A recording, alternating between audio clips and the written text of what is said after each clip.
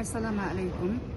Dünyanın her yerde muhacir olup yaşayotgan, vatan el-iştiyaqida kuyup pişiyotgan aziz qarindoshlarım, 15 fevralda Shveysariyaning Jeneva shahrida laytını cho'ng bir namoyish uyushtirilyotidu.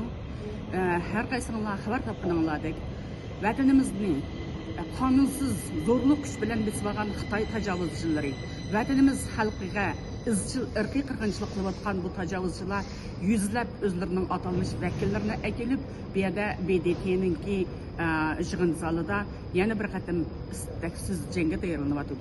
Har bir aziz qarindoshlarim, bizmi bu Uyg'ur qirg'inchiligini yurgizayotgan zalim Xitoylarninki ilmiy kirisiga qarshi o'zimizning barliq kuch quvvatini aymay safarbarlik qilib Jenevaga namoyishga boraylik qarindoshlarim. Har birsimiz tayyor turaylik.